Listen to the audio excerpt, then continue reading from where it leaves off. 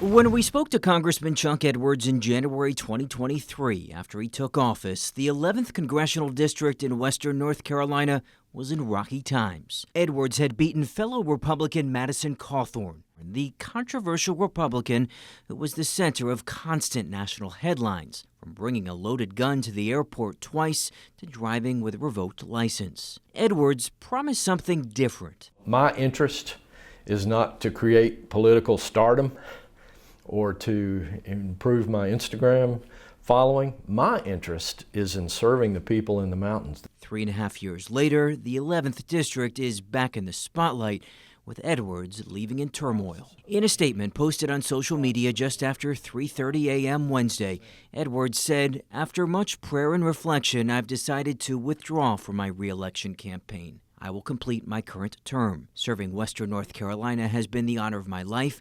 Thank you for your trust, prayers, and support."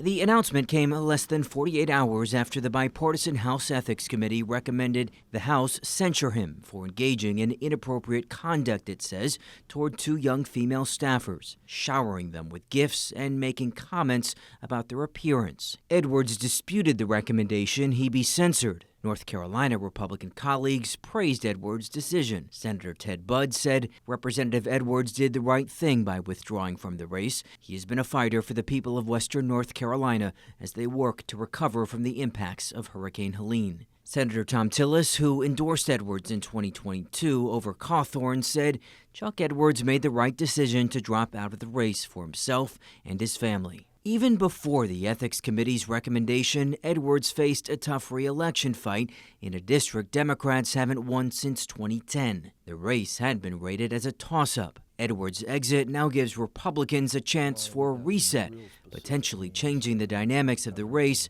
at a time the party cannot afford to lose many seats to maintain the House majority. So what is this process for replacing Edwards on the ballot?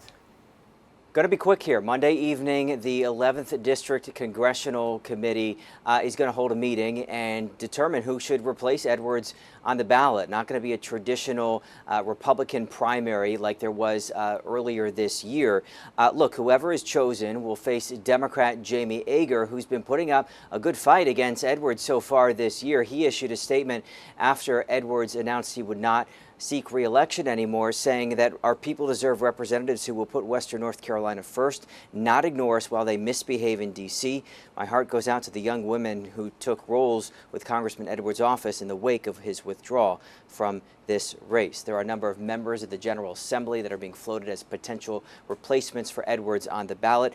Edwards will return to Washington next month, Tim, after the House ends its recess this month. Okay.